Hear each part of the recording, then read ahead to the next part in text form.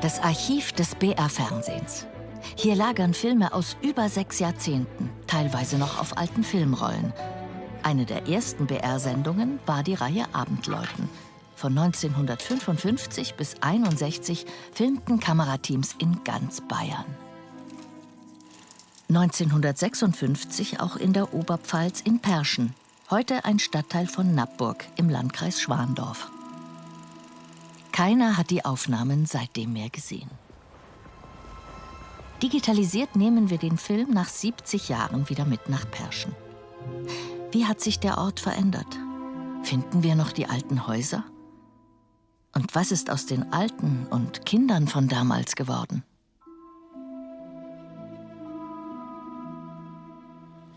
Hallo, grüß Gott. Wohnen Sie hier? Ja. Ja, eine Frage. Ja. Wir haben hier einen Film von 1956. Ja. Und da wäscht eine Frau wirklich ihre Wäsche. Und das muss genau hier gewesen sein. Und meistens sind die Leute direkt hier vom Hof. Von meinem Mann, die Oma, die wohnt da hinten. Der kennt sich da auf jeden Fall besser aus. Okay, wie heißt die? Anna. Oh je, wer ist jetzt das? Entweder ist die Oma 56. Ja, das ist der alte Hof. Der ist weggerissen worden alles. 73 bin ich hergezogen, da ist das alles schon ganz anders gewesen.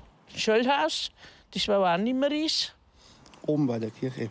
Nacht- und Nebelaktion haben sie weggerissen.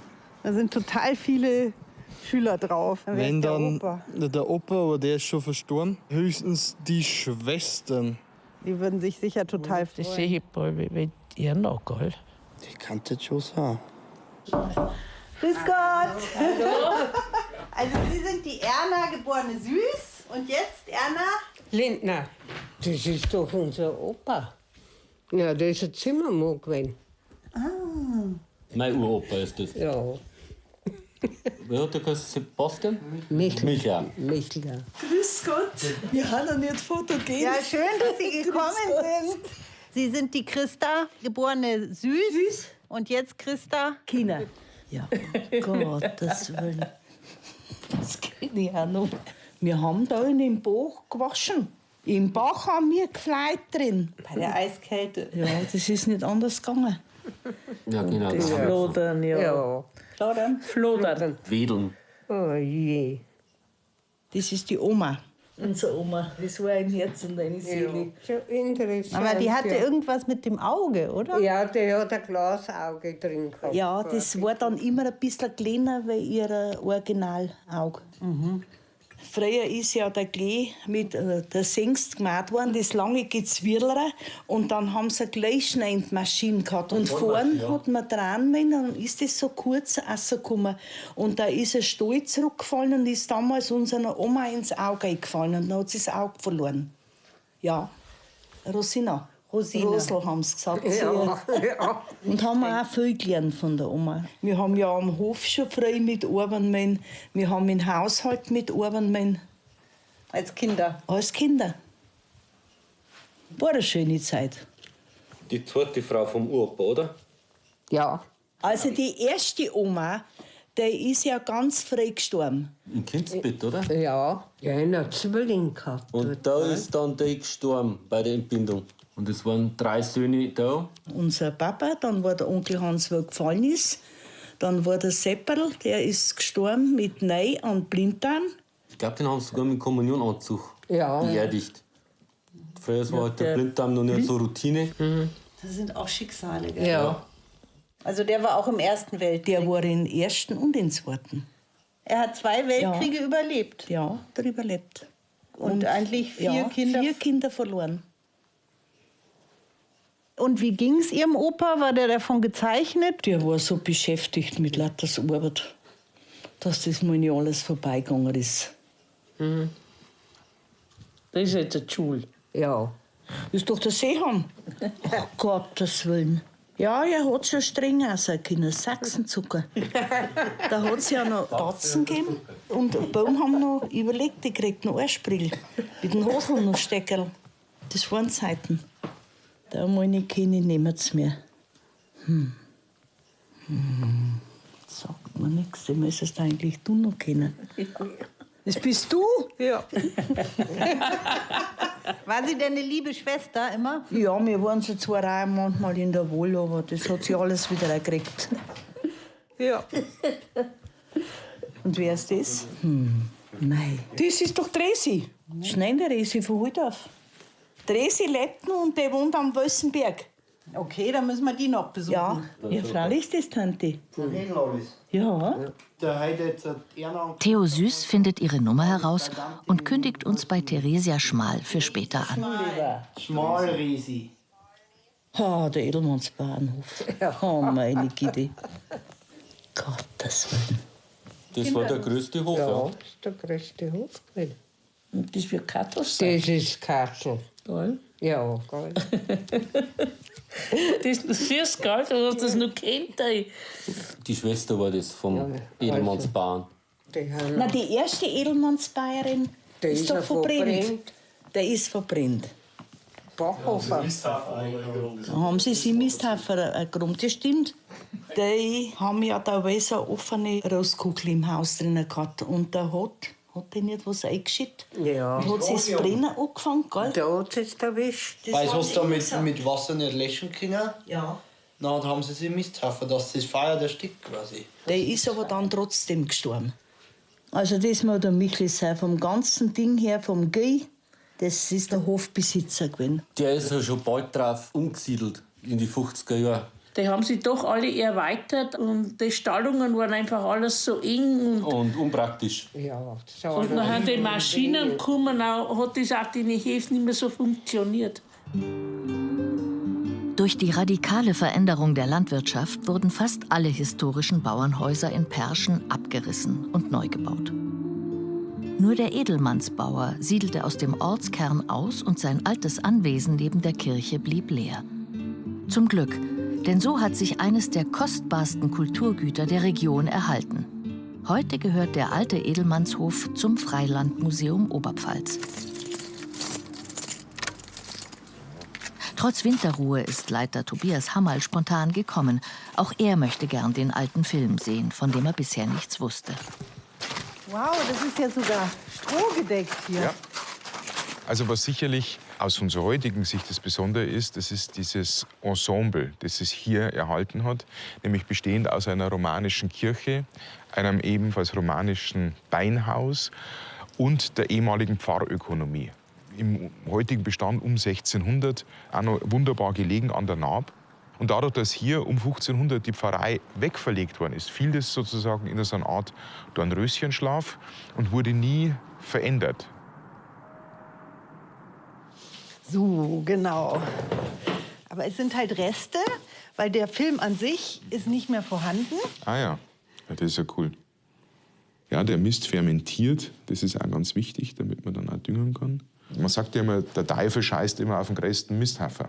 Weil natürlich das ein Zeichen von Wohlstand war, nämlich hohem Tierbestand und eben, weil man damit wiederum die Erträge der Felder steigern konnte.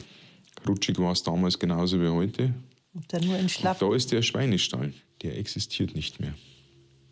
Es ist natürlich Wahnsinn, wenn man überlegt, dass die Tiere da dauerhaft im Dunkeln in ihren eigenen Exkrementen da in diesen Saukoben eingesperrt. Also es ist natürlich vom Tierwohl her eine Katastrophe. Man sieht jetzt hier, die haben sicherlich innen drin das Futter gekocht, Kartoffeln oder auch die Speisereste. Ja, und jetzt schaut die Sau da aus. Ja, super Aufnahmen. Toll. Der Name Perschen kommt aus dem Slawischen und bedeutet so viel wie die Leute am Ufer. Archäologische Funde zeigen, schon in der Steinzeit war der Ort besiedelt. Viele Details der romanischen Kirche aus dem 12. Jahrhundert haben sich erhalten. Ihr Name Peter und Paul weist darauf hin, dass die Basilika zu den ältesten und bedeutendsten Sakralbauten der Oberpfalz gehört, genauso wie ihr Beinhaus, der Karner. Die Flusstäler sind natürlich die Hauptverkehrswege, Lebensadern. Und vor allem war hier ja auch eine ganz enge Berührungszone zu den slawischen Menschen. Das ist schon eine Sache, die wirklich ganz wichtig ist, dass es hier immer eine Schnittstelle war. Und zwar kein Grenzraum. Grenze, da meint man, da ist links und rechts, sondern das geht wirklich parallel, das geht fließend. Das ist eigentlich ein multikultureller Ort gewesen. Mit dem Umzug der Hauptpfarrei nach Nappburg im 15. Jahrhundert verlor Perschen an Bedeutung. 1956 bestand es aus rund einem Dutzend Bauernhöfen und einer Schule, in die auch die Kinder aus den Nachbardörfern gingen. Wie Theresia Schmal, die heute im nahegelegenen Wölsenberg wohnt. Hallo, grüß Gott. Na, hallo. Sie sind Frau Schmal, Theresia Schmal. Genau. Hallo, grüß Gott. Danke, dass wir kommen können. Nur freilich. Und Sie sind Perschnerin, oder wo sind Sie? Ich komme von Heindorf. Und gegenüber ist Perschen. Dann hatten Sie es weit zur Schule, oder? Nein, wir haben gleich über die Naab. Mit dem Kahn sind wir rübergefahren. Mit dem Kahn, also mit dem Boot? Ja, Zöllen sagen halt wir. Ja, da sind wir selber rübergefahren. Da haben ja ein paar auch dabei gewesen, die wir mit in die Schule gegangen sind. Und wenn die Schule aus war, dann haben wir wieder rüber. Und was haben Sie dann im Winter gemacht? Sind Sie übers Eis gelaufen? Ja, wenn es fest zugefahren war, sind wir über das Eis gegangen. So, jetzt bin ich mal gespannt, ob die Erna recht hatte, dass Sie da drauf sind. Vielleicht. Vielleicht. Was sind Sie für ein Jahrgang? Im Jahrgang 45er. Und waren Sie eine gute Schülerin? Ja, die ersten 3, da habe ich immer einen Einser gehabt. Aber dann ist es ein bisschen so in Rechnen, da war ich nicht so gut. Da habe ich einen 3er gehabt. Moment, da überlege ich gerade, wer das ist. Das kann Lobiner Anneliese sein. Das bin ich. Mein Gott. Süß sind Sie. Da sagen Sie was ein, oder? Kann schon sein. Und da lacht sie sogar. Also Sie haben irgendwas gesagt, was Sie gefreut hat. Was machen Sie da? Und jetzt tun Sie, als ob Sie nichts gemacht hätten. Ich habe auch nichts gemacht. Da sind Sie noch mal, oder? Ja. Ganz still. Wie war Ihre Kindheit? Ja, da haben wir verloren, wir als Kinder. Ja, und in der Früh vor der Schule, da haben wir auch schon die Kühe führen müssen. Weil der Vater ist in die Arbeit gegangen, der ist im Bergbau gewesen. Aber sind auch groß geworden und frech. Und was haben Sie gemacht nach der Schule? Ja, da bin ich dann in die Fabrik. Da haben wir so Elektro schweißen müssen. Ja, dann habe ich geheiratet. Da haben wir einen Bauernhof gehabt. Dann habe ich halt auch gearbeitet. Ja, und dann haben wir 30 Jahre verheiratet gewesen, da ist mein Mann gestorben. Kinder haben wir keine. Und jetzt haben Sie wieder einen Lebensgefährten. Jetzt habe ich einen Lebensgefährten. Ich meine, es gibt ja so viel Arbeiten, die man allein nicht machen kann. Das Schulsystem veränderte sich. Das Schulhaus verfiel und wurde in den 70er Jahren abgerissen. Es stand direkt neben dem Beinhaus, dem Karner. Über 900 Jahre ist er alt. Mussten auf dem Friedhof neue Gräber angelegt werden und die alten aufgelassen, lagerte man die Schädel und Knochen im Untergeschoss. Das Loch im Boden wurde auch Seelenloch genannt. Bis zum jüngsten Tag sollten die Seelen durch das Loch hindurch mit dem Himmel verbunden sein, in der Hoffnung auf Fürsprache durch Maria. Kunsthistoriker aus der ganzen Welt pilgern hierher, um die seltenen, noch im Originalzustand erhaltenen romanischen Malereien zu sehen. In der Zwischenzeit hat die Familie Süß herumtelefoniert und noch mehr Schüler aus den 50ern zusammengetrommelt. Unter ihnen auch Elsa Meyer. Ist das der Monat, der vorne? Der Richard, na, glaube ich nicht. Und das Mädel da? Das kenne ich jetzt nicht. So, wer ist jetzt das? Wer liest da? Du? Bin ich ich? Das gibt's doch gar nicht, dass das ich bin. Hä? Elsa? Ja, wer war denn sonst? Ich habe was gelesen und habe mit dem Finger mitgezeigt. Petra, das gibt's nicht. Da, schau mal her. Warte, ich mach von vorne. Das bist du. Hä? Du bist du. Eindeutig die Mama. Doch, ja. Mein Gott, nein. Wie alt war ich da? 12. Und was hat er das für Haar gehabt? Da? Ja. Was war denn das? Das war jetzt eine Frisur nach hinten. Siehst du, dass du mit dem Finger zeigst? Ja. Das war immer ihr Wunsch, dass sie den Film sieht. Schön, dass sie das aufgekommen haben. Nach 70 Jahren. Ja. Wahnsinn, ja. So lange ist das Bildel her. Hey. Wahnsinn. Ja, erzählen Sie mal, wie war es hier in Perschen in den 50er Jahren als Kind? Ja, mir ist nichts so gegangen, da ich sagen. Also, es war schon schön. Die sind Nachbarn. An der Naab, da war es anstammt, ja. Da ist euer Hof gewesen? Ja, Da hinten, noch Ja. weiter hinten. Noch weiter hinten? Ja. Also an der Naab halt unten Ja. unter dem Museum. Ja. Na, schau her, der Opa, schau her, das kann nämlich sein. Der Opa mit Hut. Ja, die hat es auch gern, die haben es alle gern ein Stück geschossen. Ja, genau. Das ist der Opa, ja. Und Sepp oder ein Hirs? Die Hirs werden da mit dabei, oder? Ein bestimmt dabei. Zwei Brüder hat man mal gehabt. Also, dass das ihre Familie ist? Hier, ja, hier. Und an der Naab, wo wir gewohnt haben, da haben sie auch gleich rausgegangen. Die haben alle gut gespielt, weil die haben alle da rausgegangen. Solange es Eis gegeben hat, hat man rausgemäßt. Und wie war Ihr Papa? Der war das Lieblingsmädchen, weil er bloß eins gehabt hat. Ich war die Kleine und alles, ja, ja. Ich habe schon machen dürfen, was ich gemacht habe. Ja. Wie war denn Ihr Leben? Mein Leben? Ach ja, gearbeitet war ja viel. Der Mo ist in der Arbeit gewesen und ich habe anderen alles gearbeitet. Und dann haben Sie trotzdem 3 tolle Kinder auch noch gekriegt. Wir haben ein bisschen Landwirtschaft gehabt und da habe ich alles gemacht dann und so. Bulldog gefahren und alles, was es halt gegeben hat, gackert, was ich mein Leben nie tue heute daheim. Ja. Weil wir haben daheim viele Kreise in die Landwirtschaft gehabt. Und dann haben sie alle gesagt, mein Gott, geschimpft haben sie daheim, weil ich da so einen Kleinen genommen habe, weil er nichts hat. Ja. Aber wenn halt die Liebe hinfällt und so, ja. Sie waren so verliebt, deswegen sind Sie weg. Genau.